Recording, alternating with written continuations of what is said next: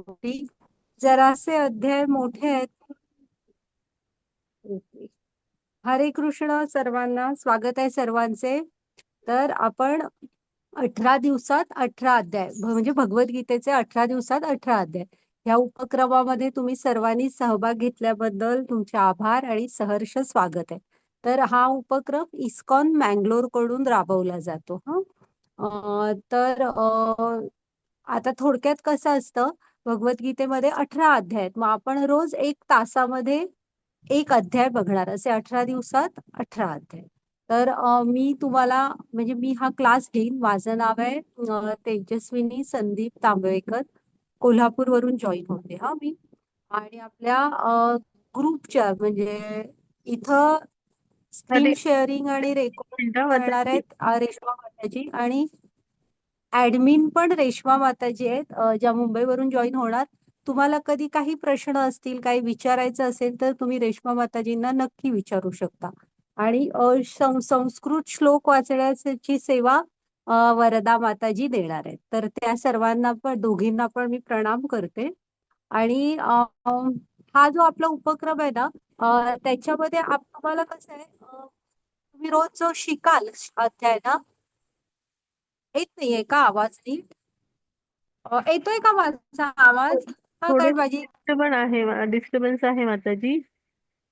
हो का? येते माताजी, एक आवाज मिनिट. आवाज येते. त्यांच्या येतोय नेट ना? बरोबर नसेल. येते माताजी. हा, चालेल, सांगा. नाही आला तर. सध्या तरी येतोय ना सगळ्यांना? हम्म. तर इथे ना क्लिअर सांग. ओके, थोडस 5 मिनिटं बघूया, नाही तर मग लिव्ह होऊन परत जॉईन करते. सांगा हा. तर आहे ना, ह्या अध्याय तुम्हाला एक क्विजची लिंक येईल उद्या वगैरे. तर तुम्ही ते क्विजच्या लिंकवर रजिस्ट्रेशन करून ओके, का आवाज कमी येतोय? माताजी तुमचा लिव्ह आवाज करून स्पष्ट म्हणजे काय स्पष्ट होते ऐकायला येते. कोणाला ऐकायला येत नाही, त्यांच्या लो असेल, नेट लो असेल माताजी. तुमचं स्पष्ट येते, ऐकायला येते. डिस्टर्बन्स आहे माताजी. आवाज येतोय, असं येत नाहीये असं नाहीये, पण येतो येतो आवाज. ओके, आपण असं करूया, मी लिव्ह होऊन जॉईन करते 1 मिनिटात. तर आणि बाकी ज्यांना येत नाहीये त्यांनी पण लिव्ह व्हा आणि परत जॉईन करा. हे नाही. थोडे इंटरनेटचे माताजी तुमचा आवाज छान येतो आहे. आणि येते आवाज तुमचा. बरं, मग ज्यांना आवाज येत नाही असं वाटतंय त्यांनी जरा असं लिव्ह होऊन हे करा, जॉईन करा. येतो आवाज? हा, ओके. तर आपण सुरू करू. तर आहे ना, तुम्हाला हे करावं लागेल काय, जेव्हा क्विजची लिंक येईल तेव्हा रजिस्टर करा आणि क्विज सोडवा. 18 अध्यायांच्या 18 क्विज, अतिशय सोप्या क्विज असतात. तर आहे ना, आपण आता आपलं मंगलाचरण आधी घेऊ आणि आपला अध्याय सुरू करूया. तर ओम अज्ञानतिमिरांधस्य ज्ञानांजन शलाकया चक्षुरुन्मीलितं येन तस्मै श्री गुरवे नमः. श्री चैतन्य मनोभीष्टं स्थापितं येन भूतले स्वयं रूप कदा मह्यं ददाति स्वपदान्तिकम्. वंदेहं श्रीगुरो श्रीयुतपदकमलं श्रीगुरून् वैष्णवांच श्रीरूपं साग्रजातं सहगण रघुनाथान्वितं तं सजीवं साद्वैतं सावधूतं परिजनसहितं कृष्ण चैतन्य देवं श्री राधा कृष्ण पदां सहगण ललिता श्री विशाखान्वितांच. हे कृष्ण करुणा सिंधो दीनबंधो जगतपते गोपेश गोपिका कांत राधाकांत नमोस्तुते. तप्त कांचन गौरांगी राधे वृंदावनेश्वरी वृषभानुसुते देवी प्रणमामि हरिप्रिये. नमा ओम विष्णुपदाय कृष्णपृष्ठाय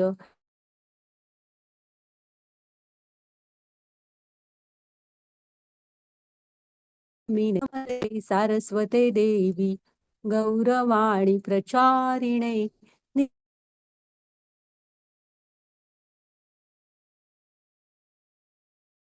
तारिणे. जय श्री कृष्ण जय.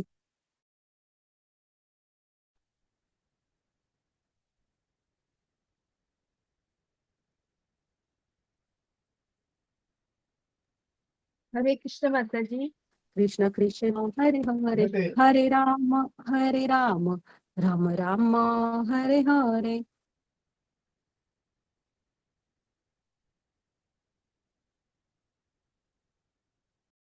हरे राम राम राम हरे हरे. तर स्वागत आहे तुम्हा सर्वांचं. आणि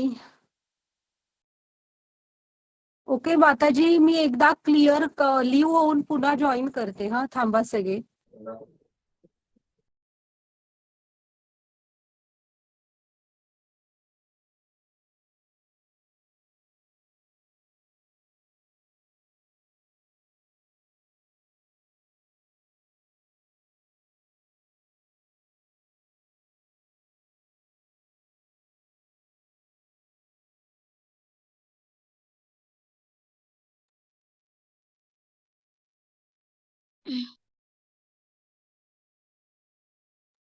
माताजी, को होस्ट नाही, सॉरी, को होस्ट बनवून ठेवा मला. हा, तर आहे ना, आपलं स्वागत आहे तुम्हा सर्वांचं. तर आपण आपल्या राधा गोविंदांना प्रणाम करू, त्यांचे आशीर्वाद घेऊया. पुन्हा आपल्या प्रभुपाद स्वामी ज्यांनी आपल्यासाठी हे सोप्या शब्दामध्ये गीता लिहिली, त्यांचे आशीर्वाद घेऊ, त्यांना प्रणाम करू. पुन्हा आमच्या इस्कॉन मँगलोरचे अध्यक्ष नामानिष्ठ दास प्रभूजी, त्यांना प्रणाम करते. आणि आमच्या मराठीच्या ग्रुप हेड पूजा माताजी आणि आमच्या ह्या पूर्ण मराठीच्या टीमला प्रणाम करते. आणि अन्वया माताजी ज्यांनी मला गीता शिकवली, त्यांनाही प्रणाम करते. आणि तुम्ही सर्वजण इथे आलात, तुम्हाला पण सर्वांना सादर प्रणाम. तर आपला 18 दिवसात 18 गीतेचे अध्याय हा आपला उपक्रम आहे.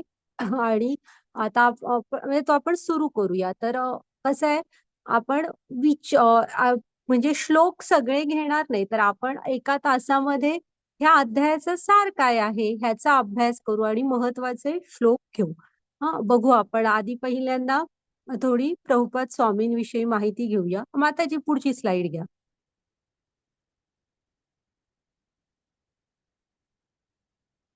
हे मंगलाचरण आहे आपलं. तर आहे ना, ही भगवद्गीता आहे ना, ह्याची तुलना सूर्याशी केलेली आहे. म्हणजे भगवद्गीता ही मनुष्यासाठी आहे. मग तुम्ही कुठलीही देशाचे नागरिक असा, तुम्ही स्त्री असा, पुरुष असा, लहान मूल असा, काही असा, तुम्ही मनुष्य आहात, तर तुमच्यासाठी भगवद्गीता आहे. मग तुमचे भाषा कोणती असू दे, धर्म, जात, पंथ काही असू दे, मनुष्यांसाठी आहे ती. सूर्य बघा, पूर्ण पृथ्वीला हे देतो, प्रकाश. आणि आपल्या सर्वांचं आता अन्न तयार करतात वनस्पती, हे सूर्यप्रकाशावर अवलंबून आहे. पण तो सर्वांना प्रकाश देतो. तो कधी असं म्हणतो का मी ह्या देशाला देणार, त्या देशाला देणार नाही वगैरे. तसं भगवद्गीता ही सर्वांसाठी आहे. हा, तुम्हाला मनुष्य जन्म मिळालाय, तर हे आपल्याला भगवद्गीता शिकणं हे आपलं कर्तव्य आहे.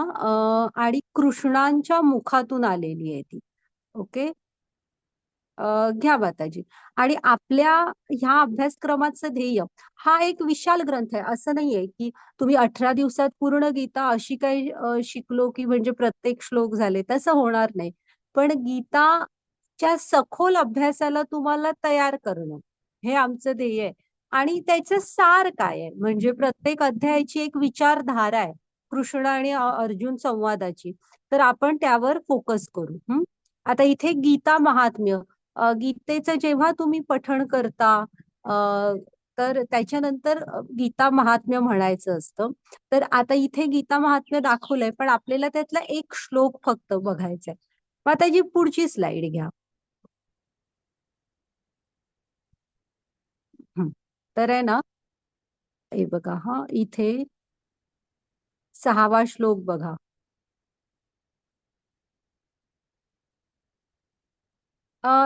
वरदा माताजी, हा 6वा श्लोक वाचा. हरे कृष्ण माताजी. सर्वोपनिषदो गावो दुग्धा गोपालनन्दनः पार्थो वत्स सुधीर्भोक्ता दुग्धं गीतामृतं महात्. हरे कृष्ण माताजी, धन्यवाद. हरे कृष्ण. तर आहे ना, सर्व उपनिषदांचे सार असलेले हे गीतोपनिषद काय म्हटलंय मग? गीतोपनिषद म्हटलेलं आहे हा. आणि सर्व उपनिषदांचं हे सार आहे. ही भगवद्गीता गायीसारखी आहे. आणि गाय म्हणजे त्याला इथे गायीची उपमा दिली आहे. आणि गायीचं पालन करणारा, तिचं दूध काढणारा ग्वालबाला कोण आहे? कृष्ण आहे. म्हणून ओळखणारे जाणारे भगवान श्रीकृष्ण हे गायीचे दोहन करतायत. आणि अर्जुन वासराप्रमाणे सर्व विद्वान आणि शुद्ध भक्त भगवद्गीतेच्या दुधाचे अमृत पितात. म्हणजे आपण आहोत गायीचं वासरू. म्हणजे आपल्याला हवंय गीतेचं अमृत, गीतामृत म्हटलेलं आहे. तर हे जी गीता आहे ना, ही गायीसारखी आहे आणि हिचं दूध ग्वालबाला कोण आहेत? कृष्ण. त्यामुळे हे अमृत अर्जुनासाठी आणि आपल्यासाठी कृष्णाने आपल्याला ते दिलेलं आहे. तर आता आपल्याला अर्जुनाच्या सारखं तिचं गीतेचं वासरू समजू आणि आपला पुढचा प्रवास सुरू करूया. घ्या माताजी पुढची स्लाइड. आणि हे गीतामृत म्हटलंय पहा. त्यांनी तिथे अमृताची उपमा दिलेली आहे गीतेला. तर हे प्रभुपाद स्वामी यांना प्रणाम करूया आणि त्यांचे आशीर्वाद घेऊया. तर आता आपण इस्कॉन म्हणजे तुम्ही ज्यांच्याकडून शिकता त्यांच्याविषयी पण आपल्याला माहिती पाहिजे ना, की काय आहे आंतरराष्ट्रीय कृष्ण भावनामृत संघटना, international society for Krishna consciousness. तर प्रभुपाद स्वामींनी त्याची स्थापना केली आणि ह्याचं ध्येय कृष्ण भावनेचा प्रचार आणि प्रसार आहे. सनातन धर्म, भागवत धर्म ह्याची शिकवण जगाला देणे आणि कृष्ण भावनाभावित जीवन कसं जगायचं हे शिकवणं. तर त्यामुळे आपलं आंतरराष्ट्रीय कृष्ण भावनामृत संघटना असं आपलं नाव आहे. ओके, घ्या माताजी पुढची स्लाइड. आता आपण आचार्य प्रभुपाद स्वामींविषयी थोडीशी माहिती बघूया. कधी स्थापन केले, कसं स्थापन केलं.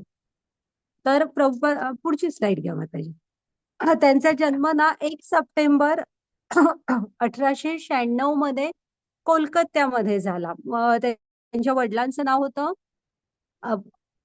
गौरमोहन डे आणि आईचं नाव होतं रजनी देवी आणि प्रभुपाद स्वामींचं नाव होतं अभय चरण डे. मग गौरमोहन डे आणि रजनी देवी यांच्या पोटी ते जन्मले. कधी 1 सप्टेंबर 1896 मध्ये. आणि हे त्यांचं जे घर होतं ना, म्हणजे त्यांचे आई वडील आणि त्यांचं घर हे भक्त कुटुंब होतं. म्हणजे त्यांच्या वडिलांचा कपड्याचा व्यापार होता. आणि जेव्हा प्रभुपाद स्वामींचा जन्म झाला तेव्हा त्यांनी त्यांची पत्रिका काढून घेतली.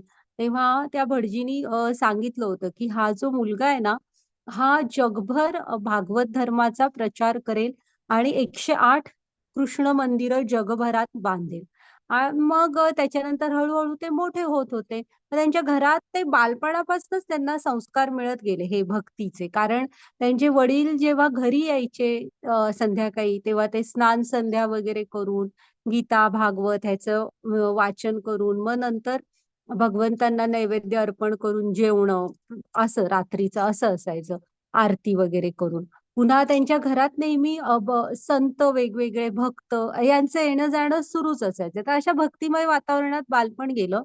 पहिल्या फोटोमध्ये दाखवलंय बघा. ते जेव्हा 4-5 वर्षाचे होते ना तेव्हा त्यांच्या वडिलांना काय सांगतात की मला पण पुरीची जगन्नाथांची रथयात्रा असते ना तशी रथयात्रा मला पण करायची. मग त्यांच्या वडिलांनी त्यांना एक छोटीशी गाडी म्हणजे दिली आणि त्यावर त्याचा रथ बनवून दिला आणि ठेवलं आणि सुभद्रा माईंच्या. आणि प्रभुपाद स्वामी आणि गल्लीतली मुलं वगैरे लहान मिळून जवळजवळ एक 7-8 दिवस सलग रोज रथयात्रा काढत होते. थोडा प्रसाद द्यायचे सगळ्यांना वगैरे असे. तर लहानपणापासून भक्तिमय आयुष्य गेलं त्यांचं. मग त्याच्यानंतर आहे ना दुसऱ्या फोटोमध्ये दाखवलंय बघा की भक्ती सिद्धांत सरस्वती हे प्रभुपाद स्वामींचे गुरु आहेत. तर त्यांच्याशी भेट त्यांची कधी झाली? 1922 मध्ये. जेव्हा एकदा काय झालं त्यांचा एक मित्र त्यांना म्हणतो की असे असे गुरुजी येणार आहेत आणि तू त्यांचं प्रवचन ऐकायला चल. तर प्रभुपाद स्वामी त्यांना म्हणतात, नाही नाही, मी आता रोजच येत, म्हणजे मी बरेचदा असं सगळं ऐकतो, आज काय मी येत नाही. तर तो मित्र त्यांना ओढतच घेऊन जातो, नाही त्या मंदिरात तू चलच. आणि प्रभुपाद स्वामी त्यांना जेव्हा पहिल्यांदाच त्या दिवशी भेटतात आणि भेटल्यावर जवळजवळ 2 तास त्यांच्याशी बोलत थांबतात. आणि पहिल्याच भेटीमध्ये भक्तिसिद्धांत सरस्वती त्यांना सांगतात की तुला आपल्या धार्मिक ग्रंथांचा ना, वैदिक ग्रंथांचं इंग्लिशमध्ये ट्रान्सलेशन करायचंय. आणि दुसरं भागवत धर्माचा प्रसार पाश्चात्य देशांमध्ये करायचा आहे. मग प्रभुपाद स्वामी म्हणतात, एक तर पहिलीच भेट असते आणि म्हणतात आता तर इंग्रजांचं राज्य आहे आणि तसं पण सनातन धर्माला कोण नाही, म्हणजे प्रतिष्ठा नाही, कोण ऐकणार आपलं, आपण गेलो तरी, आणि पैसेही नसतात तेवढे. तर तेव्हा त्यांच्या गुरुनी त्यांना खूप छान सांगितलेलं होतं की त्यांचे गुरु सांगतात, हे बघ, ही जी म्हणजे इंग्रजांचं राज्य असणं किंवा पैसे असणं नसणं, एक मिनिट हा. हा. तर ही जी आहे ना, ही बाह्य परिस्थिती आहे आणि बाह्य परिस्थिती ही सतत बदलत असते. हम्म. आणि हे जे गीता भागवतमचं ज्ञान आहे, हा जो सनातन धर्म आहे, म्हणजे हे सनातन आहे. ते नेहमी, म्हणजे काल होतं, आज आहे आणि उद्याही असणार आहे. मग प्रभुपाद स्वामी त्यांच्याबरोबर जवळजवळ 2 तास चर्चा करत थांबतात. पण लगेच काय त्यांना ते गुरूंचा आदेश म्हणजे मानणं शक्यच नव्हतं. ऍक्च्युली ते तेव्हा त्यांना पहिल्यांदा भेटलेले 1922 मध्ये, आणि 1933 मध्ये त्यांच्याकडून दीक्षा घेतात. हम्म. आणि मग प्रभुपाद स्वामी गुरूंचा आज्ञा ऐकून ना मात्र नेहमी वेळ मिळेल स्वतःला तसा हे गीतेचा हे करणे, ट्रान्सलेशन करणे, वेगवेगळ्या ठिकाणी जाऊन गीता भागवतम ह्याच्यावर प्रवचन देणे, असं सगळं करत असतात. ते बघत असतात, लोक येत पण असतात, ऐकत पण असतात, खरं घरी जाऊन विसरत असतात. मग ते काय करतात, जाऊ देवाची या गावा म्हणून एक पत्रक सुरू करतात, बॅक टू गॉड हेड. आजही इस्कॉनचं ते मासिक सुरू आहे. तर त्याचं स्वतःच छापून घ्यायचे, मग त्याच्यानंतर ते वाटायचे पण स्वतःच, असं म्हणजे ते बराच प्रयत्न करत होते. असं करत करत 56 वर्षाचे होते ना, तेव्हा 1959 मध्ये प्रभुपाद स्वामींनी संन्यास आश्रम स्वीकारला आणि वृंदावनात राहायला गेले. आणि त्याच्यानंतर पण त्यांच्या मनात असायचे की आपल्या गुरुनी आपल्याला एक आज्ञा दिली होती की तुला भागवत धर्माचा प्रचार हा पाश्चात्य देशामध्ये करायचा आहे. मग काय ना, त्यांच्या ओळखीच्या ना सिंधिया शिपिंग कंपनीच्या मालकीणबाई त्यांच्या ओळखीच्या होत्या. मग ते त्यांना भेटायला गेले की तुम्ही मला एक तिकीट द्याल का अमेरिकेला जायचं. तर त्या म्हणाल्या की तुमचं वय पहा आणि तुम्हाला हा प्रवास आता झेपणार नाही. तर ते पुन्हा एकदा जातात. मग तेव्हा त्या नाही म्हणतात, पुन्हा एकदा जातात की नाही, मला तुम्ही ते तिकीट द्याल का. मग त्या प्रभुपाद स्वामींना ते तिकीट देतात आणि 13 ऑगस्ट 1965 ह्या साली ना प्रभुपाद स्वामी ह्याला जायला निघतात. जलदूत माताजी पुढची स्लाइड घ्या. जलदूत नावाच्या बोटीमधून US ला जायला निघतात. हम्म. मग आणि इथे बघा, हा प्रभुपाद स्वामींजवळ काय, हे एकतर कार्गो शिप होतं ते, म्हणजे मालवाहू जहाज असल्यामुळे कम्फर्ट असं काय नव्हता त्याच्यामध्ये, आणि वयही जास्त होतं त्यांना ना. त्या प्रवासामध्ये 2 हार्ट अटॅक येऊन गेले. आणि कुठेतरी प्रभुपाद स्वामींना वाटायचं की अनोळखी देश, पूर्ण विरुद्ध संस्कृती. तर तुम्ही बघितलं त्यांचं बालपण आणि आयुष्य कशा वातावरणात गेलं, तिकडे वेगळं पूर्ण. तर आपण जातोय पण आपण काय, म्हणजे गुरूंच्या आज्ञेमुळे निघालोय, पण तिथे काय होणार असं त्यांना वाटायचं. मग एका रात्री त्यांना दिसतं की, स्वप्नात दिसतं की हे जे त्यांचं जलदूत जहाज असतं ना, त्याला खालून कृष्णाने असा हात लावलाय आणि ओढतायत म्हणून. मग मात्र ते म्हणतात की हा कृष्ण आपल्या बरोबर आहे. आणि तिथे ते पहिल्यांदा मित्राच्या मुलग्याच्या एका घरी जातात बोस्टनला तिथे, आणि तिथून लगेच मग न्यूयॉर्कला जातात.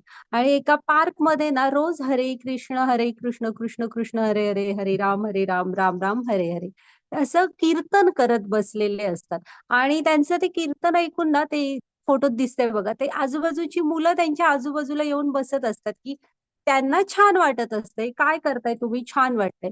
मग अशातनं चर्चा होत गेल्या, माणसं जोडली जात गेली.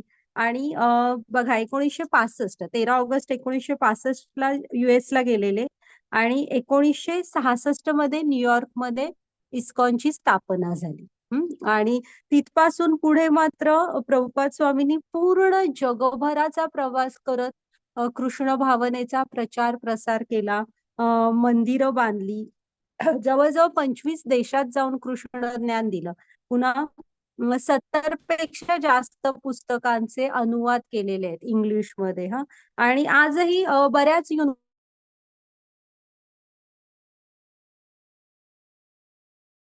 प्रभुपाद स्वामींची ही पूर्ण जगभरातल्या ही पुस्तकं वापरली जातात. मग आता जी पुढची स्लाइड घ्या. तर आणि तिथून आपल्या आंतरराष्ट्रीय कृष्ण भावनामृत संघटनेचा प्रवास सुरू झाला. हे बघा, जगभरातल्या नेत्यांना भेटायचे आणि खूप पुस्तकांचे सोप्या भाषेमध्ये अनुवाद केलेले आहेत. ओके, घ्या माताजी पुढची स्लाइड. तर ही झाली आपल्या प्रभुपाद स्वामींची आणि इस्कॉनची माहिती. आता आहे ना आपल्या अभ्यासक्रम, हा जो आपला अभ्यासक्रम आहे ना, एक मिनिट माताजी, मागचीच असू दे स्लाइड. आपला अभ्यासक्रम आहे हा इस्कॉन मँगलोरच्या म्हणजे इस्कॉन मँगलोर थ्रू राबवला गेलेला आहे. पुढची नामानिष्ठ दास प्रभूजींचा फोटो बघू दे. तर हे नामानिष्ठ दास प्रभूजी जे इस्कॉन मँगलोरचे अध्यक्ष आहेत. तुम्ही कधी मँगलोर साईडला गेलात तर अवश्य, हल्लीच नवीन मंदिर झालंय, आता गेल्या ऑगस्ट मध्ये नवीन मंदिर बांधलंय, तर अजूनही बांधकाम सुरू आहे. तर तुम्ही नक्की त्या मंदिराला भेट द्या, नामानिष्ठ दास प्रभूजींना भेटा. तर ह्यांनी IIT कानपूर मधून बीटेक केलेलं आहे. आणि हे म्हणजे गीता भागवतच्या ज्ञानाचा प्रचार प्रसार हेच त्यांचं काम होतं. पण झालं काय, कोरोनाच्या पहिली लाट आली आणि सगळी मंदिरात बंद झाली आणि सगळं थांबलं. मग आता काय करायचं, मग नामानिष्ठ दास प्रभूजींना सुचलं की आपण ऑनलाईन हे राबवावा, असा एक उपक्रम सुरू करूया की 18 दिवसात भगवद्गीतेचे 18 अध्याय. आणि आता ह्या स्लाइड्समुळे ना ही गीता समजणं खूप सोपं जातं. तर तुम्ही ह्या ज्या स्लाइड्स पाहताय ह्या सगळ्या त्यांनी स्वतः तयार केलेल्या आहेत. पहिल्यांदा इंग्लिशमध्ये सुरू झालं, मग हिंदी, आणि मग जसे बाकीच्या भाषांची सगळ्यांची संख्या वाढायला लागली तशा आता भरपूर भाषांमध्ये असतं. आणि किड्स, युथ आणि अडल्ट अशा 3 बॅचेस असतात प्रत्येक भाषेमध्ये. तर त्यामुळे त्यांनी तेव्हा जो उपक्रम तो सुरू केला त्याचा रिस्पॉन्स बघून, तर कोरोनाही गेला तरी पण रिस्पॉन्स बघून हा उपक्रम मात्र सुरू ठेवला. आणि विनामूल्य ह्या ऍक्च्युली आता आपण पहिली लेवल शिकणार, मग ह्याच्यानंतर दुसरी, तिसरी आणि 5 लेवल आहेत भक्तिशास्त्री पर्यंत, पूर्ण विनामूल्य हे ज्ञान तुम्हाला दिलं जातं. ओके माताजी, तर आपण नामानिष्ठ दास प्रभूजींना पण प्रणाम करू. माताजी पुढची स्लाइड घ्या. आता भगवद्गीता ह्या शब्दाचा अर्थ काय आहे, शिका तर मी म्हणते तुम्हाला, मग काय आहे भगवद्गीता? 2 शब्द आहेत, भगवत अधिक गीता. भगवत म्हणजे भगवान, आणि गीता म्हणजे गीत आहे, ते संगीत. तर कृष्णाने गायलेलं गीत आहे भगवद्गीता. काय आहे तर मनुष्यांसाठी कृष्णाने गायलेलं गीत आहे. आणि गीतेचं एक वैशिष्ट्य आहे, बाकीचे जे ग्रंथ असतात ते कसे जे सांगतात ते ग्रंथ ते एकतर संत असतात, किंवा ते काय म्हणतात, मी भगवंतांचा दूत आहे किंवा मी त्यांचा पुत्र आहे असं. पण भगवद्गीतेचं एक वैशिष्ट्य आहे, ती कृष्णांच्या मुखातून आलेली आहे.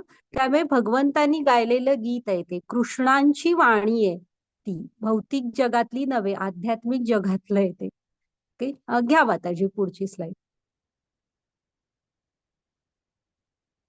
आता भगवद्गीता हे असा आहे ग्रंथ आहे, महाकाव्य म्हटलंय, की ज्यामध्ये ना जेव्हा गीता आपण शिकतो, आपल्याला आपल्या सगळ्या प्रश्नांची उत्तरं तिथे मिळणार. म्हणजे पडले असले, कधी कधी आपल्याला प्रश्न पडतो, म्हणजे काही जणांना तरी पडतो, की आपण कोण आहोत, इथे का आलो, आणि ह्या विश्वाच्या पसाऱ्यात तुम्ही विचार करा, नसतोही आलो आपण तरी काही खूप फरक नसता पडला.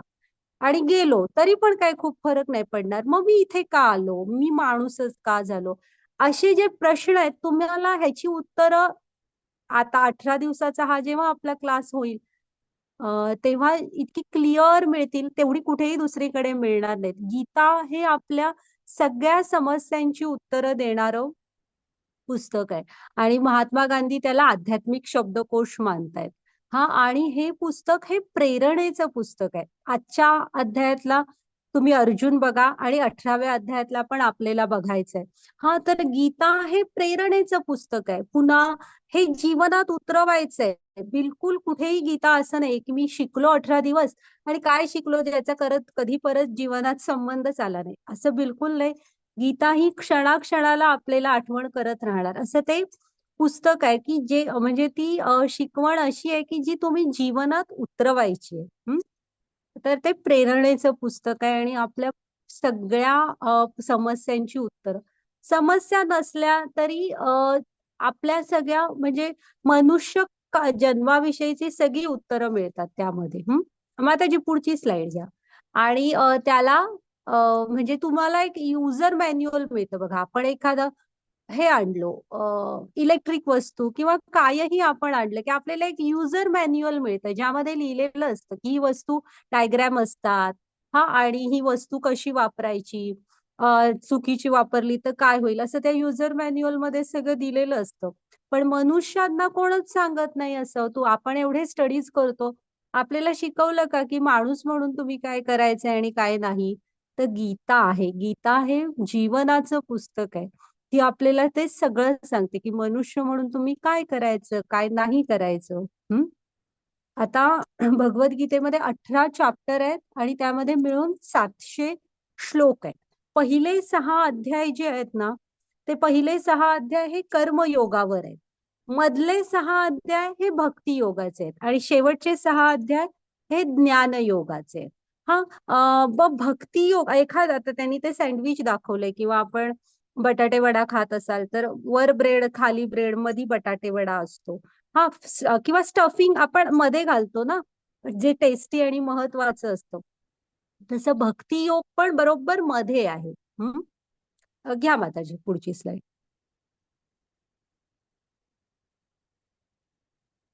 आता गीतेचे विषय काय आहेत बघा. ईश्वर, जीव, प्रकृती, काळ आणि कर्म.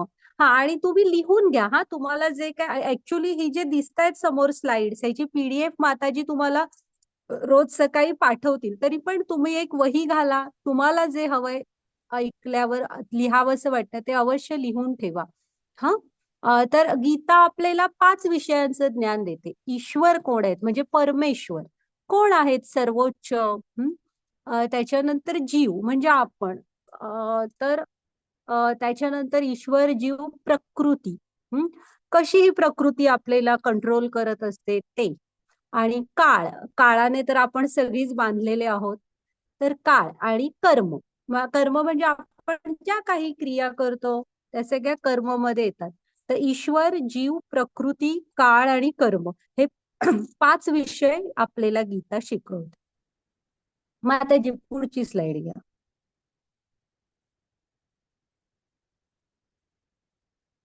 आता इथे ह्या थोडस वरिष्ठ लोकांचं काय मत आहे बघा. हा, रेश्मा माताजी वाचा. हरे कृष्ण. जे लोक गीतेवर ध्यान करतात त्यांना दररोज नवीन आनंद, नवीन अर्थ प्राप्त होतात. जेव्हा मी भगवद्गीता वाचतो असे वाटते की देवाने हे विश्व कसे तयार केले आहे, जे इतके भव्य आहे. हा, तर वरती महात्मा गांधी तसं म्हणतायत आणि खाली आईन्स्टाईन तसं म्हणतायत. हा, म्हणजे ह्या लोकांनी पण गीतेचा जीवनात व्यवस्थित अभ्यास केलेला होता. ओके, घ्या माताजी पुढची स्लाइड. तर हे बघा, ही गीता ही भगवंतांची वाणी आहे. जेव्हा कधी आपल्याला असं वाटेल की कोणीतरी प्रभू तुम्ही माझ्याशी बोला किंवा तुम्ही मला थोडंसं मार्गदर्शन करा, तेव्हा गीता उघडा आणि वाचायला सुरू करा. भगवंतच गीतेच्या रूपातून अर्जुनाशी बोलले. आपणही अर्जुनासारखेच आहोत. तर गीता आपल्याला म्हणजे भगवंतांची वाणी आहे असं कधी जीवनात एकटं समजू नका. जेव्हा कधी काय वाटेल तेव्हा पटकन गीता उघडा आणि भगवंतच तुमच्याशी बोलतायत गीतेच्या रूपातून. घ्या मग त्याची पुढची स्लाइड. हा, हे तुम्हाला मगाशी म्हंटल ना, भगवद्गीता हे जीवनाचं पुस्तक आहे आपल्या. जसं एखाद्या गोष्टी बरोबर युजर मॅन्युअल मिळतं, तसं मनुष्य जीवनाचं पुस्तक आहे भगवद्गीता म्हणजे. ओके, पुढची स्लाइड घ्या माताजी. आता बेस सॉरी बॅकग्राऊंड समजून घ्या. कधी सांगितली जाते गीता? तर अगदी युद्ध सुरू व्हायला आलेलं आहे महाभारताचं. कौरवांची आणि पांडवांची सेना एकमेकाच्या समोर उभी ठाकलेली आहे. आणि असे म्हणजे अगदी असं आहे की युद्ध आता होईल सुरू, अशीच टाइम आहे. आणि अशा वेळेस जी मधी रिकामी जागा असते ना, दोन युद्ध सैन्य दोन म्हणजे ते समोरासमोर ती दलं उभी असतात, कौरव आणि पांडवांची सैन्य. त्याच्यामध्ये जी रिकामी जागा असते तिथे रथ घेऊन जाऊया म्हणतात. आणि तिथे रथ नेतात कृष्ण अर्जुनाचा. आणि तेव्हा अर्जुन म्हणतो मी बघतो तरी कुणा विरुद्ध मला लढायचंय. आणि तो त्या सगळ्यांना बघतो कौरव सेनेमध्ये कोण कोण आहेत. आणि तिथे त्यांचा अगदी युद्ध सुरू व्हायचं तोंडावर आलंय. आणि त्यावेळेस गीता ही कृष्णाने अर्जुनांना सांगितलेली आहे. हा संवाद झालेला आहे आणि आपण बरेच दिवस शिकतो. पण त्यांनी प्रत्यक्षात 45 मिनिटात केलेला संवाद आहे हा. घ्या माताजी पुढची स्लाइड.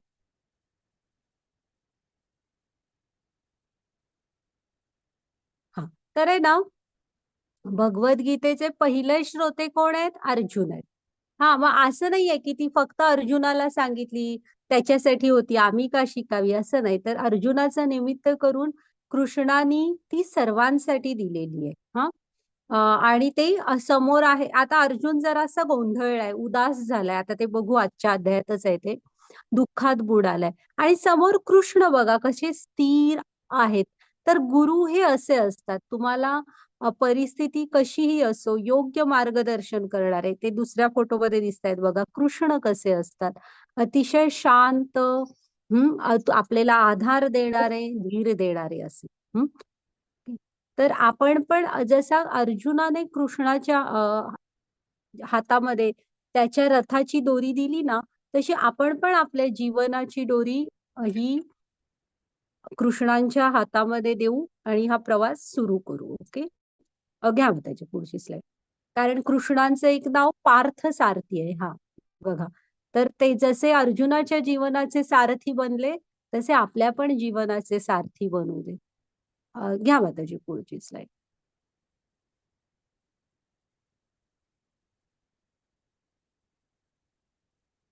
आता तुम्ही म्हणाल की इस्कॉनची भगवद्गीताच का घेतली आहे तुम्ही? आणि जर का तुमच्या घरात असेल ना, तर भगवद्गीतेवर ऍज इट इज किंवा मराठीत आहे ना, त्याच्यावर जशी आहे तशी असं लिहिलेलं आहे बघा. इस्कॉनची जी आपली भगवद्गीता आहे ना, त्याच्यावर लिहिलेलं आहे जशी आहे तशी. तर काय आहे हे जशी आहे तशी?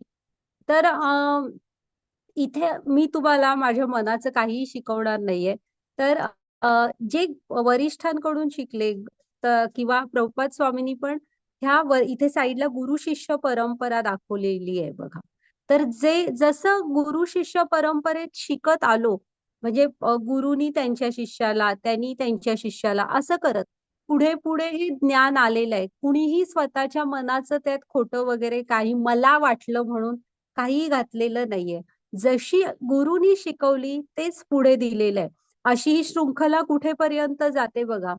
पूर्ण नारदांचे गुरु ब्रह्मा, ब्रह्मांचे गुरु कृष्ण, इथपर्यंत जाते. आणि इस्कॉनची गुरु शिष्य परंपरा ही ब्रह्म मध्व गौडीय गुरु शिष्य परंपरा आहे. ब्रह्म मध्व गौडीय धारा येते. माहित असायला हवं की आपली कुठली गुरु शिष्य परंपरा आहे. आणि गीतेमध्ये त्यांची सगळ्यांची नावं दिलेली आहेत बघा. तर ही जशी आहे तशी का ऍज इट इज? तर कुठेही मनाचं यात काही घातलेलं नाही. जे वरिष्ठांनी शिकवलं ते जसंच्या तसं तुम्हाला देण्याचा प्रयत्न करणार. म्हणजे बघा, एखादी आता आणि असं ते शुद्ध स्वरूपातलं ज्ञान असेल तरच तुमच्या हृदयामध्ये ते प्रकट होणार आणि त्याचा जीवनात तुम्ही अंमल करणे किंवा जीवनात उतरवू शकणार.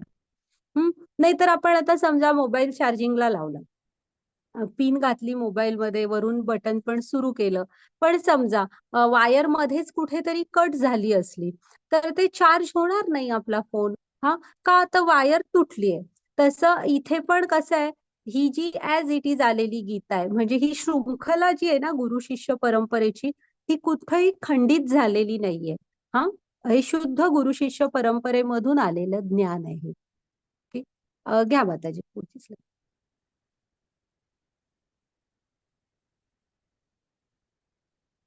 हे बघा, आता समजा हे वरती आहेत हे प्रभुपाद स्वामींचे गुरु भक्ती सिद्धांत सरस्वती, त्यांचे गुरु गौर किशोरदास बाबाजी, त्यांचे भक्ती विनोद ठाकूर, अशी ही गुरु शिष्य परंपरा सांगितलेली आहे. हा, आणि आता समजा तुम्हाला झाडावरचं एखादं फळ काढायचंय, आता तुम्ही एकटेच काढताय, तर काय होणार? तुम्ही थोडस वर चढाल, खिशात मावताय तेवढी ठेवेल, किंवा मग खाली टाकाल आणि मग ती पिकवत ठेवाल. तर आता जे खिशात तरी किती मावणार फळं, थोडी चिंगरलीत किंवा खाली पडल्यावर जमिनीवर पडल्यावर मार बसतो, मग ते पिकेपर्यंत तिथे जरासं आंबट वगैरे होतं. आपल्याला ओरिजिनल फळाची चव कळणार नाही. पण आता ही मुलं कशी काढतायत बघा, एक खाली उभा आहे, त्याच्याकडे तो वर चढलेला देतोय, मग तो जो आहे तो त्या मुलगीकडच्या बास्केटमध्ये, म्हणजे ती मुलगी त्या बास्केटमध्ये व्यवस्थित ठेवतीये. मग त्या फळामध्ये कुठेही माती असं बाहेरचं काय मिसळलेलं नाही, किंवा ते आपटून फुटलेलं वगैरे नाही, तर त्यामुळे आपल्याला त्याची खरी चव कळेल. तसं हे जे ज्ञान आहे ना, हे तुमच्यापर्यंत शुद्ध स्वरूपात आलेलं आहे, त्यामध्ये कुठेही गुरु शिष्य परंपरा तुटलेली नाहीये. हा, घ्या माताजी पुढची स्लाइड. आणि का अशीच परंपरा हवी?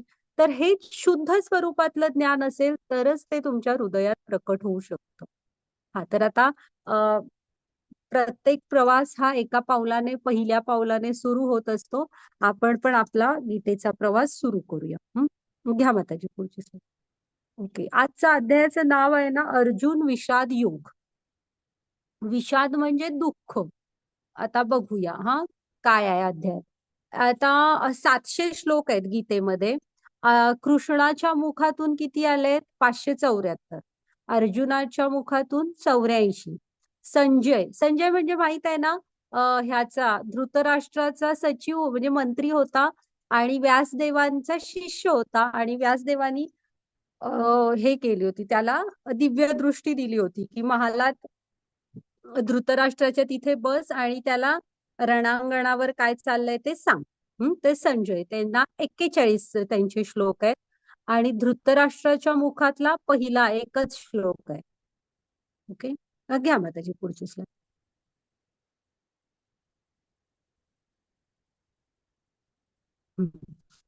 आता ना कोणी दिली होती? हरे कृष्ण. वाचू का? हा, वाचा मध्ये. हा, दिव्य दृष्टी काय व्यासदेवानी दिली होती संजयला. हा, वाचा माताजी.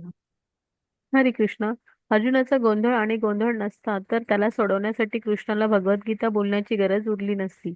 अर्जुन हा भगवद्गीतेचा प्रथम श्रोता असला तरी तो सर्वांच्या हितासाठी आहे. हरे कृष्ण. हा, समजा आता अर्जुन हा असा गोंधळात पडला नसता, आपण बघू तो कुठल्या गोंधळात पडलाय, तर कृष्णाने गीता सांगितली नसती. हा हा, आणि अर्जुनाचा निमित्त करून, फक्त अर्जुनासाठी नाही, तो पडल्यामुळे पूर्ण मनुष्य समाजाला ही गीता मिळालेली आहे. तरी जरी तो प्रथम श्रोता असला तरी गीता ही सर्वांसाठी आहे. ओके, घ्या माताजी पुढची स्लाइड. आता ना हे बघा, इथे सांगितलंय अर्जुनाने श्रीकृष्णांच्या समोर आत्मसमर्पण केले आणि भगवद्गीता बोलली गेली. 45 मिनिटात सांगितलेली आहे. आता बघूया आपण ह्या अध्यायात की काय होते, अर्जुन का म्हणजे शरणागत गेला आणि काय झालं त्याचं. ह्या अध्यायाचं नावच अर्जुन विषाद योग असं आहे. आणि त्याच्या आधी ना आता आपल्याला वाटेल की कुठे कृष्ण आहेत, कुठं अर्जुन कधी होऊन गेला, आणि आता आपण गीता शिकतोय, हे कोणाला कळतंय तरी का वगैरे. तर ही कथा आहे, ते पुराणातलीच कथा आहे ही. तर एक एक चिमणी असते. ती समुद्राच्या काठाला ना अंडी घालते आणि उबवत वगैरे असते. आणि एक दिवस समुद्राला जरा मोठी भरती येते आणि त्या पाण्याबरोबर ती अंडी असतात ना ती वाहून समुद्रामध्ये जातात. मग आहे ना ती चिमणी असते ना ती खूप आकांत करायला लागते की मग तिची अंडी, मला अंडी परत दे, परत दे. तर समुद्र तर समुद्र, काय आता कोण चिमणीचं ऐकणार ना. मग ती खूप हे करत असते, माझी अंडी मला परत दे समुद्र. मग आहे ना ती चिडते आणि ती काय म्हणते की तू मला माझी अंडी परत नाही ना दिलीस, तर ही जी म्हणजे मी चोचीने चोचीने तुझं पाणी बाहेर काढेन आणि तुला आटवून टाकेन. तर समुद्र मनातल्या मनात हसत असतो, ही काय करणार, आणि ती प्रत्यक्षात तसं करायला पण सुरू करते. छोटीशी चिमणी. पण वरून आहेत ना गरुड देव हे बघत असतात, भगवंतांचं वाहन आहेत ना गरुड, की हे असं सगळं सुरू आहे. आणि गरुडांना फार राग येतो आणि गरुड तिथे येतात, प्रकट होतात आणि समुद्राला सांगतात की ह्या चिमणीची अंडी परत दे. तू ऍक्च्युली हे म्यूट राहा सगळ्यांनी स्वतः. माताजी म्यूट करा सगळ्यांनी. हा, तर गरुड असतात ना ते समुद्राला सांगतात की तू हिची अंडी परत दे, नाही तर मी तुला आठवून टाकेन. पण गरुडाने असं सांगितल्यावर मात्र समुद्रदेव स्वतः प्रकट होतात आणि त्या चिमणीची अंडी परत देतात. हा, तर असं समजू नका की आपले हे प्रयत्न आहेत गीता शिकण्याचे, हे कोणाला कळतात की नाही, त्याचा का उपयोग. तर नक्की भगवंतांचं त्या सगळ्याकडे लक्ष असतं. हा, आपले हे जे छोटे छोटे प्रयत्न असतात ह्या सगळ्याकडे. ठीक? घ्या माताजी पुढची slide.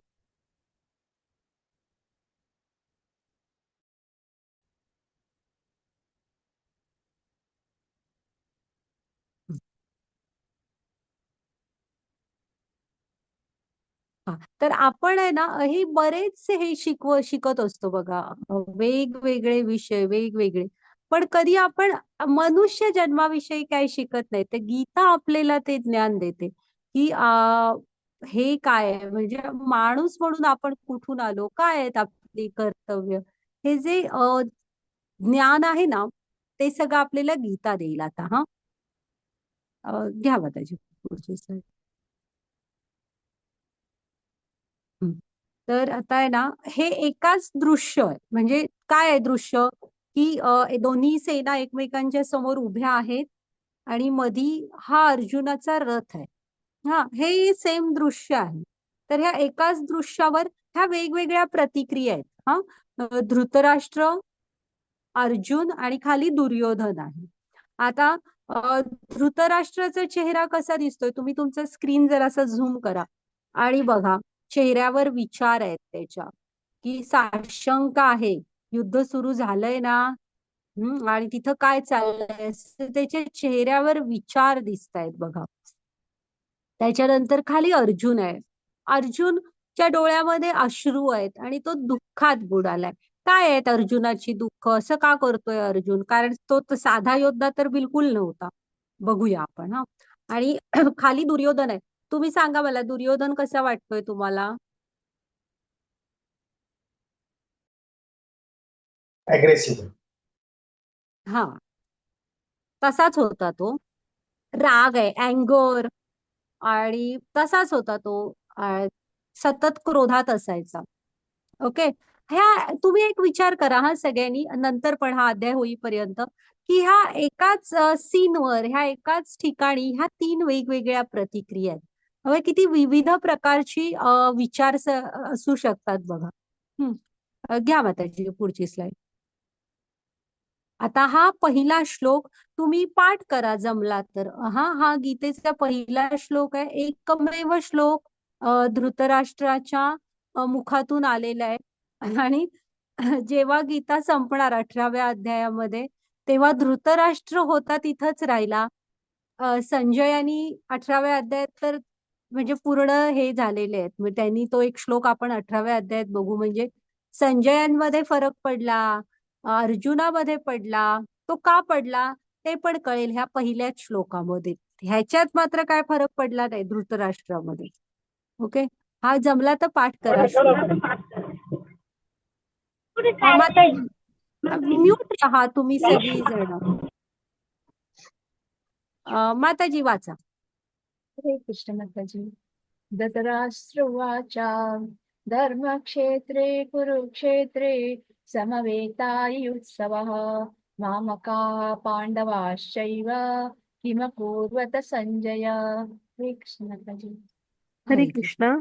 धृतराष्ट्र म्हणाले, हे संजया, कुरुक्षेत्र या पवित्र धर्मक्षेत्रावर एकत्रित आलेल्या युद्धाची इच्छा करणाऱ्या माझ्या आणि पांडूच्या पुत्रांनी काय केले? हरे कृष्ण.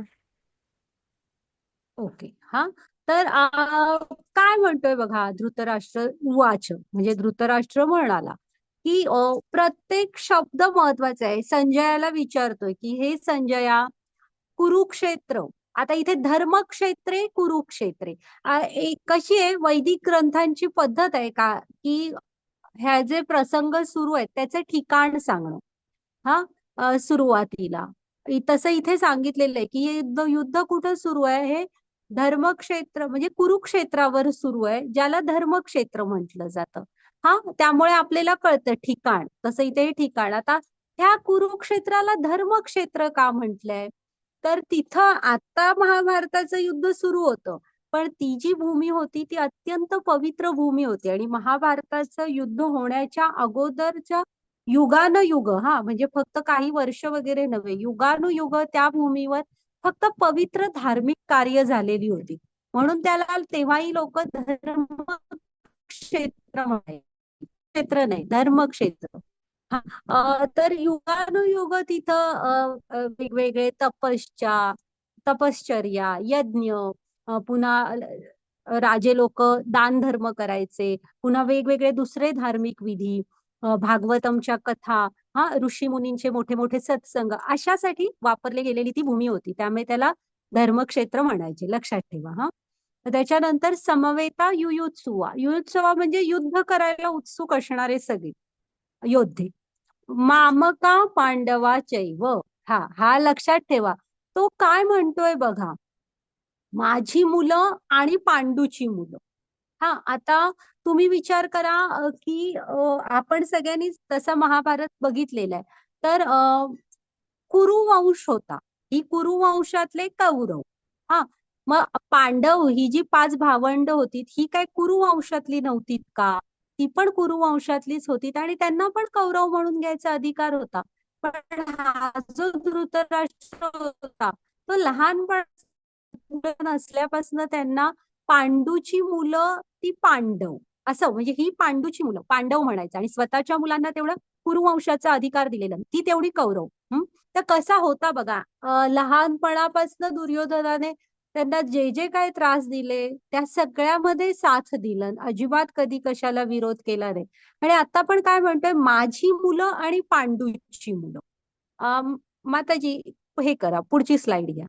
इथे दाखवलंय बघा, एखाद्या उकळत्या दुधामध्ये आता ह्यामध्ये तुम्ही असा लिंबू पिळलात चांगला भरपूरसा, तर पटकन दूध फाटतं. क्रीम एका बाजूला होणार आणि पाणी एका बाजूला होतं. हा, आता इथं त्यांनी त्याचे रसगुल्ले बनवलेत. तर हा जो तो म्हटला ना, माझी मुलं आणि पांडूची मुलं, असं म्हणून त्याने लिंबू पिळलेला आहे. आता ह्या युद्धात काय होतं ते बघू आपण. तर हे जे आपण म्हणतो ना, माझं माझं माझं, हा धृतराष्ट्र, गीता सांगितली, अर्जुनाने जीवनात उतरवली, पुढे अर्जुन जिंकला वगैरे, हे का झालं, तो आता सुद्धा बघा, तो माझं असं काय म्हणतच नाही. आणि धृतराष्ट्राच्या आयुष्यात का कधीच काय फरक पडला नाही, कारण तो माझं माझंच करत राहिला, मीच्या पुढे कधी बघू नाही शकला. हम्म, तर हे, आणि तुम्हाला आताच मी म्हंटल तसं पांडवही कुरुवंशाचे होते, तर तो त्या वंशाचा अधिकार पण त्यांना द्यायला तयार नव्हता. त्या छोट्या छोट्या मुलांना कायम पांडूची मुलं पांडूची मुलं असं म्हणत राहिला. तर ओके. आता आणि मग मामका पांडवांचैव किम अकुर्वत म्हणजे काय करतायत असं विचारतोय तो. घ्या माताजी पुढची स्लाइड.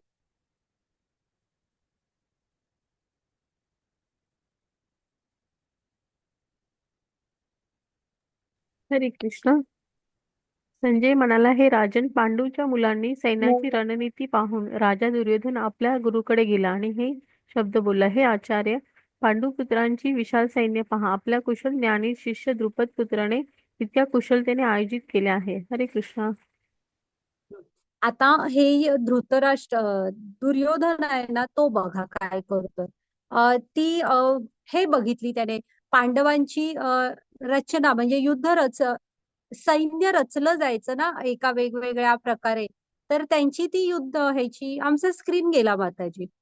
तर पांडवांची जी ती हे होती ना, त्यांनी ज्या प्रकारे ते हे रचलं होती, म्हणजे व्यूह केला होता स्वतःच्या सैन्याचा, ते बघून आहे ना, हा धृतराष्ट्र पुत्र कोण, दुर्योधन. हं.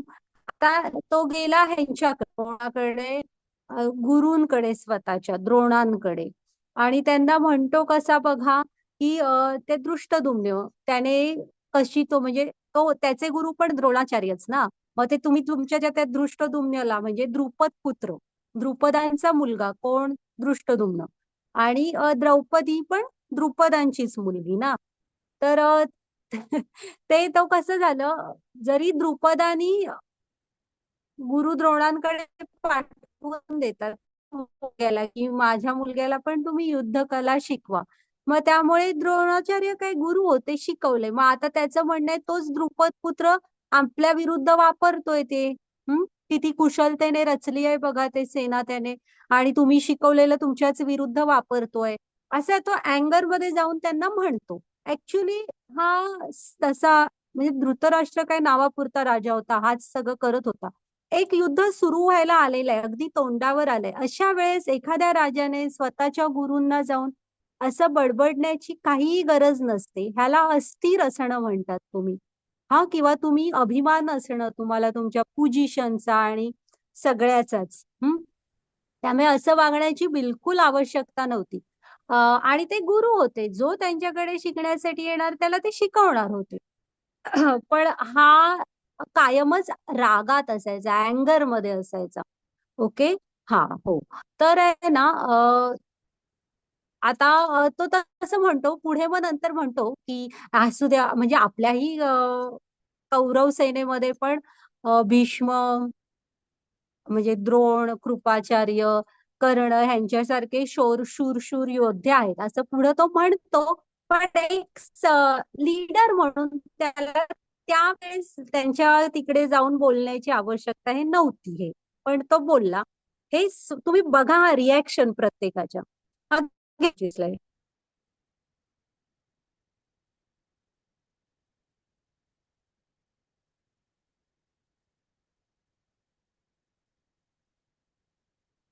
हा, हरे कृष्ण वाचा माताजी. माताजी. वरदा माताजी. हा. हरे कृष्ण माताजी. सघोषो धातराष्ट्राणा हृदयानि व्यदारयत् नभश्च पृथिवीं चैव तुमुलो ज्ञाननुदादयन्. हरे कृष्ण माताजी. हरे कृष्ण. हा विविध प्रकारचा शंख निनाद वाढतच गेला. या निनादाने आकाश व पृथ्वी दुमदुमून गेले आणि धृतराष्ट्रपुत्रांची हृदये विदीर्ण झाली. हरे कृष्ण. हा, मग आता पुढे जेव्हा युद्ध सुरू व्हायच्या आधी हे आहे, त्या अध्याय तुम्ही अवश्य वाचायचा प्रयत्न करा. हा, गीता शिकताय तर थोडी उघडा आणि वाचा पण. मग ते कसं त्यांनी दिलंय, की दोन्ही बाजूने शंखनिनाद सुरू झाले, युद्ध सुरू होणार म्हणून. मग शंखांची नावं वगैरे पण दिलेली आहेत. मग जेव्हा पांडवांनी शंख वाजवले ना, म्हणजे कृष्ण किंवा अर्जुन वगैरे ह्या सगळ्यांनी शंख वाजवले, त्याच्या सघोषो धातराष्ट्राणाम हृदयानी व्यदारयत. हा, मग काय म्हणतात, की हा शंखनिनाद वाढत गेला, आणि ह्या शंखनिनादाने ना धृतराष्ट्र पुत्रांची हृदय विदीर्ण झाली. विदीर्ण झाली म्हणजे काय, भीतीने विदीर्ण झालेली आहे ती. मग आता ते पण योद्धेच होते, का बरं झाली त्यांची हृदय विदीर्ण होणं म्हणजे कसं माहितीये, भीती वाटणं वेगळं, आणि छातीत धस्स होणं म्हणतात ना, त्याला विदीर्ण म्हणजे. आता तुम्ही लक्षात ठेवा, की तुम्ही रोडवरून जाताय आणि एखादी पोलिसांची गाडी सायरन वाजवत वेगाने आपल्या बाजूने गेली, आपण काय म्हणू, पोलीस कोणाच्या तरी मागे लागलेले आहेत. एवढंच म्हणू. पण जो चोर असणार, तो सायरन ऐकल्यावर त्याच्या छातीत धस्स होणार. हा, तसं इथं धृतराष्ट्रपुत्रांची हृदय विदीर्ण झाली. का झालीत विदीर्ण असं तुम्हाला वाटतंय?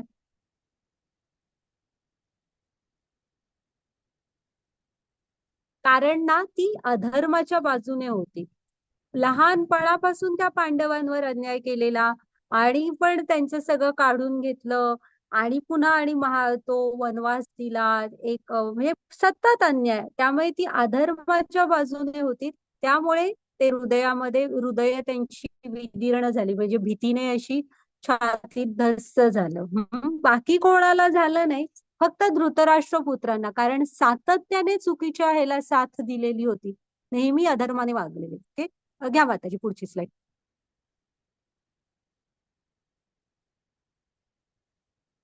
हो, येस. तर आहे ना, आता इथे ह्या अध्यायामध्ये ना आपल्याला अर्जुनाच्या विजयाची 9 कारणं दिसतात. हा, म्हणजे तुम्ही श्लोक वाचाल तर ही कारणं तुम्हाला दिसतील. तिथं अर्जुनाचा, म्हणजे इन द सेन्स पांडवांचा विजय होणार होता, धर्माचा विजय होणार होता, हे ठरलेलं होतं. का बरं? तर ही 9 कारणं आहेत. पहिलं, धर्मक्षेत्र. म्हणजे मी तुम्हाला सांगितलं ना, हे युद्ध होण्याच्या पूर्वीचा पूर्ण युगानुयुग तिथं फक्त पवित्र धार्मिक कार्य झालेली, त्यामुळे ते धर्मक्षेत्र होतं. तिथं अधर्माचा विजय होणं शक्य नव्हतं. त्याच्यानंतर दिव्य रथ, हा जो अर्जुनाचा रथ होता ना, तो अग्निदेवानी त्याला दिलेला रथ होता. हा दिव्य रथ होता तो. झालं. कपिध्वजा, ती तुम्हाला दिसते का स्लाइड मध्ये? अर्जुनाच्या रथावर एक भगवी ध्वजा आहे, त्याच्यावर हनुमान आहेत, दिसतायत का? कपिध्वजा, असे वीर हनुमान आहेत बघा. हा, तर हनुमानानी ना स्वतः सांगितलेलं होतं, म्हणजे अर्जुन प्रार्थना करतो तेव्हा, की जसं तुम्ही रामांना रावणाविरुद्धच्या युद्धामध्ये मदत केली, तसं मला पण या अधर्माविरुद्धच्या युद्धामध्ये मदत करा. तेव्हा हनुमानांनी सांगितलेलं होतं की मी स्वतः तुझ्या ध्वजावर असणार. त्यामुळे हनुमान हे बुद्धिमताम वरिष्ठम आहेत. बघितलं ना, आत्ताच हनुमान जयंती झाली, तर स्वतः म्हणजे कपिध्वजा हनुमान होते तिथे. त्याच्यानंतर शंखनाद, हा, शंखनादावर प्रतिक्रिया बघितलात ना, की जे चुकीच्या बाजूने वागत होते त्यांच्या छातीत कसं धस्स झालं. हा, त्याच्यानंतर ह्याचा अर्जुनाचं धनुष्य, त्याचं नाव काय होतं? गांडीव धनुष्य. हा पण दिव्य धनुष्य होता, आणि तो वेगवेगळ्या शस्त्रास्त्रांनी, म्हणजे तो अर्जुन होता, त्याच्याकडनं शिकण्यासारखं खूप आहे.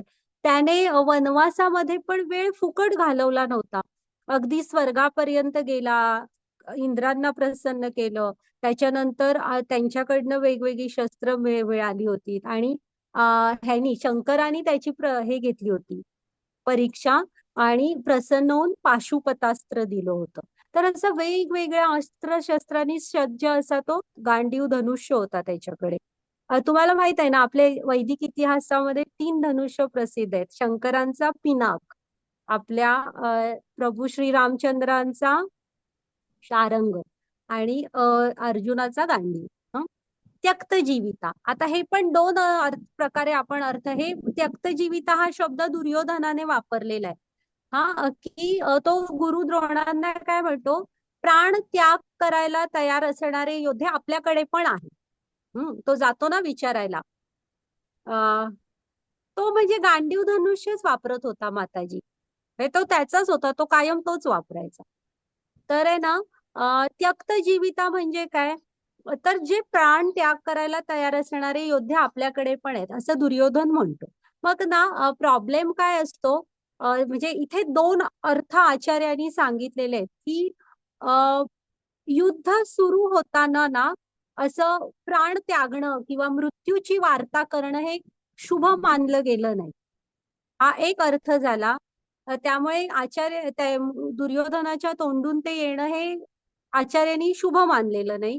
आणि दुसरा अर्थ काय, की ठीक आहे, प्राण त्याग करायला असणारे दोन्हीकडे योद्धे होते, म्हणजे प्राणपणाने लढणारे योद्धे दोन्ही बाजूला होते, असा एक अर्थ घ्या, की जीवाची बाजी लावून लढणारे आणि प्राणांचा विचार न करता लढणारे असे योद्धे होते, असा एक अर्थ. दुसरं, की प्राण त्याग करायला तयार असणारे, असं भाषा बोलणं, म्हणजे कुठल्याही कार्य सुरू करताना पॉझिटिव्ह बोलायचं असतं, शुभ बोलायचं असतं, ते दोन्ही अर्थ निघतात. हा, मोक्षदा एकादशीचा दिवस होता, डिसेंबर मध्ये असते मोक्षदा एकादशी, आणि गीता जयंती म्हणून पूर्ण भारतभर साजरी केली जाते.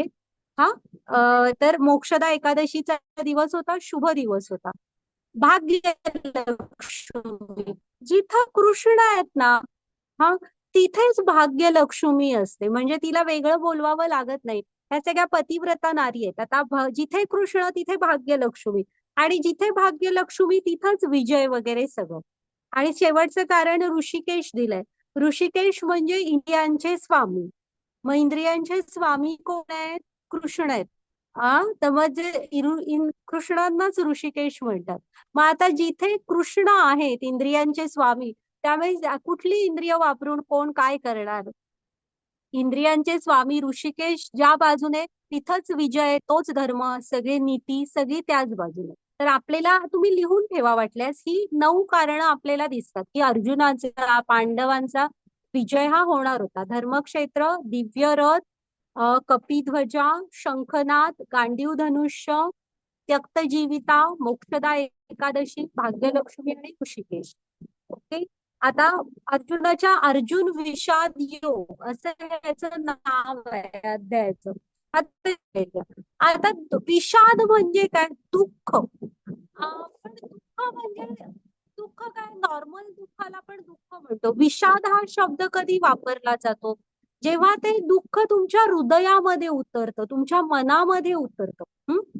पुढची स्लाइड घ्या. तर आपण बघूया की अर्जुनाचा विषाद काय होता. म्हणजे विषाद, दुःखाच्या पुढची, एवढं गहिरं दुःख काय बरं होत होतं या योद्ध्याला? पुढची स्लाइड घ्या. ते बघा डोळ्यातनं पाणी बिणी येत आहे. आज जरा महाभारताची आपल्याला बॅकग्राऊंड आहे, आणि कृष्ण आज काय बोललेले नाहीत. दुसऱ्या अध्यायापासून कृष्ण बोलायला सुरू झालेत, खरी गीता. आज जरा महाभारताचं बॅकग्राऊंड आहे. माताजी पुढची स्लाइड घ्या. आता आपण अर्जुनाच्या दुःखाची कारणं बघूया. तर इथं पहिला अर्जुनापासून आपण एक शिकायचं की ना, त्याने स्वतःच म्हणजे विषाद होत होता त्याला, तर त्याने ती कारणं शोधली. तुम्हीच असता, आपण स्वतःच असतो. आपली दुःख, ब्लॉकेजेस काय आहेत हे आपणच शोधू शकतो ना. आणि दुसरं काम काय करायचं असतं? त्याच्यावर मार्गदर्शन घ्यायचं असतं, त्याच्यातनं बाहेर पडण्यासाठी. पण ती शोधावी तर आपल्याला लागणार. आणि तो कसा होता बघा, त्याने कृष्णांना ती कारणं सांगितलीत की ही माझी दुःख आहेत अर्जुना, मला म्हणजे मला कृष्णा हे प्रॉब्लेम आहेत, ते आपण शोधायचे असतात. जर का तुम्ही ते शोधलात, मान्य केलात, तर त्यातनं बाहेर पण पडू शकाल. माताजी पुढची स्लाइड घ्या. तर त्याने पहिलं काय सांगितलं? करुणा. त्याला दया, करुणा येत होती की 18 औक्षणी, दया करुणा, 18 औक्षणी सैन्य असतं ना, ते पूर्ण दोन्ही बाजूचं मिळून.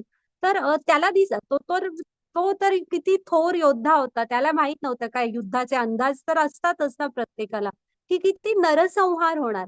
मग फक्त आम्हाला हस्तिनापूर साम्राज्य मिळावं म्हणून एवढ्या मनुष्यहानी नको होती, त्यामुळे त्याला दया येत होती. आता तुम्ही हे बघा, कधी वेळ दुर्योधनाला पण असे काय वाटलं नाही ना, धृतराष्ट्राला वाटलं. आणि ही कारणं बघून अर्जुन कसा होता बघा.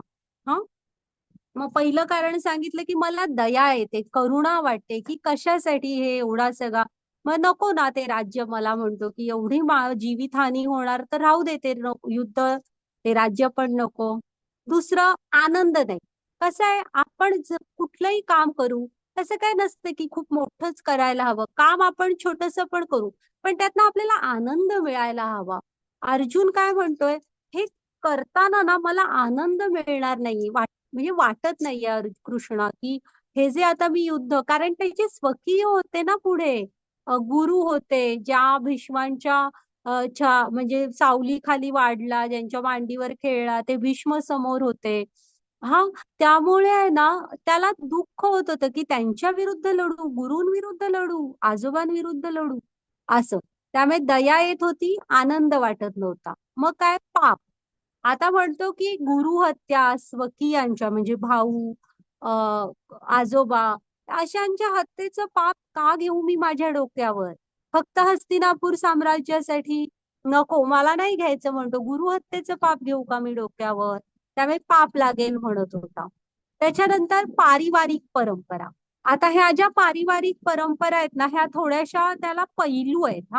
म्हणजे त्याला ते जे राजे होते ना, ते प्रजेला आपल्या मुलासारखं समजायचे. आणि तेव्हाचे नियम कसे होते, एखाद्या राजा कुठल्या घरात राहतो, केवढा स्वतःवर खर्च करतो, त्यावरून राजा किती चांगला आहे त्याचं नाही. त्याची प्रजा कशी किती सुखी आहे ह्यावरून त्या काळात ठरलं जायचं की हा राजा कसा आहे. त्यामुळे ती राजे मुलासारखं समजायचे, अगदी मनुष्यच नव्हे तर त्यांच्या राज्यातले प्राणी वगैरे पण सुखी असायचे. हम्म. मग तो पारिवारिक परंपरा तो काय काय म्हणतो कृष्णाला की हे बघ एवढा इथे सगळे कथेसावर संख्या पण खूप होती. मग खूप म्हणजे खूप माणसं तरुण मारली जाणार आणि मागे कोण उरणार, म्हातारी माणसं, त्यांच्या तरुण बायका म्हणजे जे सैनिक मारले जाणार त्यांचे, आणि लहान मुलं. मग 3 गोष्टी सांगतो तो की करते सवरते पुरुष नसले तर वृद्ध लोकांची काळजी कोण घेणार आणि पूर्वजांना तर्पण देणार कोण. म्हणजे आपण म्हाळाच्या महिन्यात वगैरे देतो बघा तर्पण, तसं की ते धार्मिक पूर्वजांना आपल्या पाणी अन्न कोण देणार. हम्म. हा हे झालं. मग स्त्रिया होत्या, स्त्रियांवरची म्हणजे सुरक्षितता काय आणि स्त्रियांची काळजी कोण घेणार. आणि ह्या स्त्रियांवर म्हणजे सुरक्षित नाही राहिल्या तर समाजातले बाकीच्या लोकांनी त्यांचा गैरफायदा घेतला आणि अवांछित संतती निर्माण झाली. तर मग ही अवांछित संतती हिला म्हणजे ज्यांना कोण संस्कार द्यायला नसणार आणि ती हे करणार, काय म्हणतात म्हणजे ह्या अवांछित संततीला संस्कार न मिळालेल्या अशा म्हणजे दिशाहीन जी प्रजा तयार झाली तर ती पृथ्वीला ओझं असते. म्हणजे त्याचे किती डीप अभ्यास होता बघा. हा त्यामुळे त्याचं म्हणणं होतं की ही अवांछित संतती निर्माण झाली, स्त्रियांचा गैरफायदा घेतला गेला तर काय होणार. आणि लहान मुलं शिल्लक होती. हा मग ह्या लहान मुलांना आपल्या घराण्याच्या पिढी आपल्या असतात ना, प्रत्येकाच्या काही कलाकुसर असते, काही कला कौशल्य असतात प्रत्येक घराण्याची, ती कोण शिकवणार. किंवा काही परंपरा असतात प्रत्येक घराण्याच्या असतात की आम्ही असाच गणपती बसवतो, गणपतीला तोच नैवेद्य दाखवतो. अशा मग ह्या अ, कोण शिकवणार, ह्या लहान मुलांना संस्कार कोण देणार. हा असे त्याला 3 प्रश्न पडतात. तो राजा म्हणून पण किती कसा होता बघा. मग ह्या झाल्या पारिवारिक परंपरा. ओके. आणि मग असमंजस. आता असमंजस म्हणजे काय, तर आहे ना हा तो स्पष्टपणे सांगतो की म्हणून अर्जुना मी गोंधळात पडलेलो आहे, बरोबर काय आणि चूक काय हे मी समजू नाही शकत आहे. हा म्हणजे मी निर्णय योग्य घ्यायला हवा ना, मग तो कधी घेणार, चूक काय आणि बरोबर काय हे माझं ठरल्यावर. मग मी गोंधळात पडलोय आणि मी निर्णय नाही घेऊ शकत आहे की बरोबर काय चूक काय. हम्म. ही तो स्वतःच्या दुःखाची कारण देतो आणि सांगतो की मी आता युद्ध करणार नाही. आता ह्याच्यानंतरचा आपण उद्याच्या अध्यायात बघायचं. हा अर्जुन विषाद योग आहे, ही त्याची दुःख आहे. ओके. आणि विषाद आहे हा तो त्याच्या हृदयामध्ये उतरलाय. आणि वर्णन आता दुसऱ्या अध्यायातला 6वा श्लोक म्हणजे पहिल्या ते 7व्या-8व्या श्लोकापर्यंत दिलेला आहे की हा जो अर्जुन होता एवढ्या धुरंधर योद्ध्याच्या डोळ्यात अश्रू आणि हातातनं धनुष्य निसटून पडत होता, इतका गलित गात्र होतं अर्जुन. तर इतका म्हणजे दुःखात बुडतो. तर आता आपण उद्या बघायचं. तर आपला आजचा अध्याय झालेला आहे. आपण माताजी झालाय हा आणि एक मिनिट रेकॉर्डिंग स्टॉप करू नका.